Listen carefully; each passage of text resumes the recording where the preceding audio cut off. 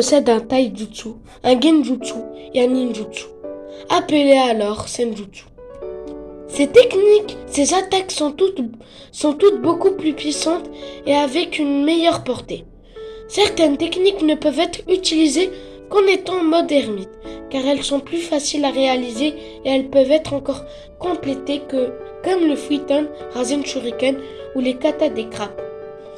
De plus, avant d'exécuter des jutsu de ce type, le mot senpo ou senjutsu, signifiant art ermite ou technique ermite, doit être prononcé.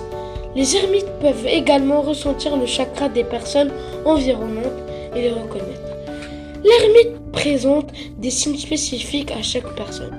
Des marques de couleur autour des yeux, variables selon la personne.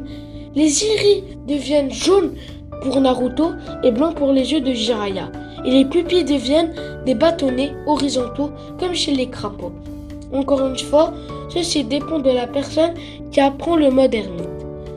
Étant donné que l'utilisation d'énergie naturelle transforme partiellement l'ermite en crapaud, des modifications physiques supplémentaires peuvent apparaître. Des pustules peuvent apparaître, les doigts peuvent s'allonger, le nez peut grossir, de la barbe peut apparaître, les dents peuvent s'aiguiser, une corne peut apparaître. Seule une parfaite maîtrise du senjutsu permet d'éviter ces effets secondaires. Les seuls ermites connus sont au nombre de Fukasaku, Shima, Jiraiya et Naruto Uzumaki. De nombreuses personnes tentèrent d'apprendre le senju au mont Myuboku, mais ils échouèrent et devinrent des statues de pierre. Format imparfait du mode ermite des crapauds. Jiraiya apprit le senjutsu longtemps avant le début du manga. Fukasaku fut son maître et dit que ce fut un exploit en soi que Jiraiya ait pu finir l'entraînement senjutsu, comme s'il ne le maîtrisait pas totalement.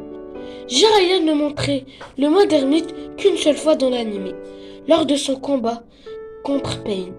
Face à la force de Shigotsu Shodo, il utilisa le senjutsu et invoqua Fukasaku et sa femme Shima.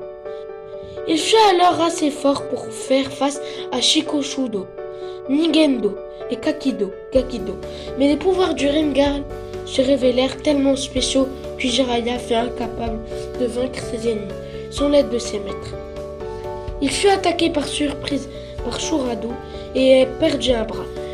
Il n'eut alors plus assez de force pour faire face au corps de Pain, malgré sa grande puissance.